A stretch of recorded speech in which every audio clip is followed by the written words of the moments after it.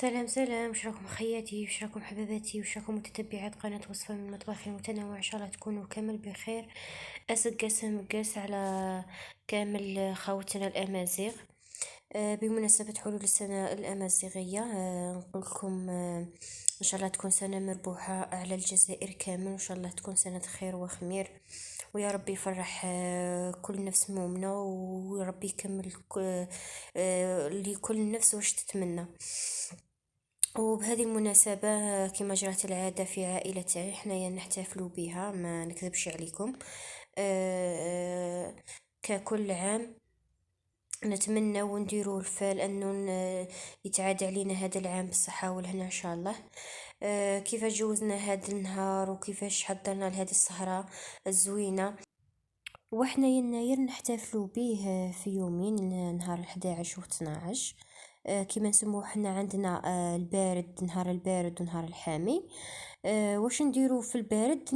نديرو طبق الشرشم التقليدي، طبق تقليدي معروف في الغرب الجزائري، واللي هو مجموعة من الحبوب والبقوليات.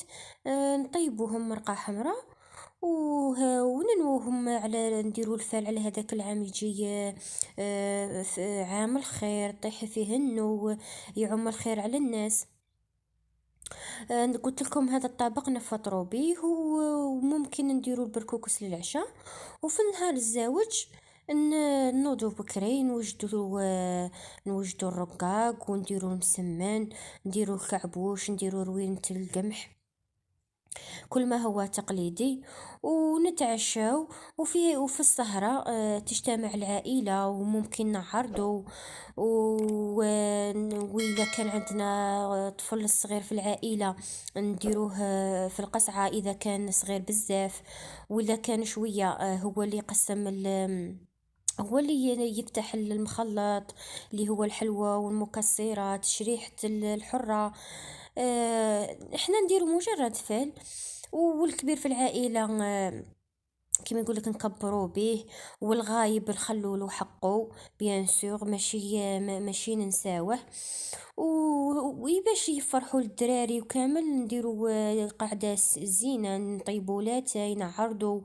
وتفوت هذيك القصره شابه، ونتمنوا فيها كل ما هو جميل للعائلة، للجزائر كاملة، الأمة العربية والمسلمة.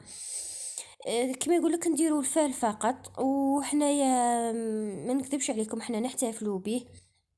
كاين شي ناس يقول لك ما لا يجوز كامل، مي حنايا ما نش نديروا في حاجه تاع شرك ولا، وانما مجرد للفال. وجرات العاده معروفه ان الشعب الجزائري وخاصه الامازيغي يحتفلوا به، وعلاش لا، واحد يدخل الفرحة لدارو وخلاص. ونخليكم مع هذه المشاهد اللي فرحتني بهم أمتي ديالي. نادت بكري، عجنة الرقاق وبوصاته، ثم طيباته، ومن بعد ما طيباته درت لنا حبيبات مسمن. وهنايا راهي توجد لنا في المرقة. ووجدت لنا كذلك التعمير، راح نخليكم الفيديو بالتفصيل، الرقاق بالمرقة الحمراء والتعمير في الفيديو الجاي ان شاء الله. كما قلت شوفوا عمرة وجدت لي التعمير، وانا هنا راني نعمر في هذه الدجاجة وطيبناها. وكما راكم تشوفوا البنات ماشي ضروري زعما تعمريها في الدجاجه، والا ما احنا كي كان عندنا ضياف وكامل عمرنا هذه الدجاجه. تقدري غير ديريها في الورق الشفاف بلاستيكي وتخليها تفور، ولا تخليها تغلي في المرقه، هو خلاص. ان شاء الله تعجبكم طريقه الاحتفال تاعنا وكيف جوزنا هذا النهار. يا ربي يدومها سنة خير، وإن شاء الله ربي يفرح كل نفس مؤمنة ويكملها كامل واش تتمنى. ونخليكم مع هذا المشاهد، ما نحرقش عليكم الفيديو. ونقول لكم في الأخير قبل ما نغادر، شكرا كل من التحق بالعائلة تاعنا الجديدة. نقولكم ربي يحفظكم، فرحتوني، وزيدوا فرحوني، خلوا لي تعليق وشجعوني بالإعجاب. وإذا شاركتوا الفيديو تاعي تكونوا فضلتوا على راسي.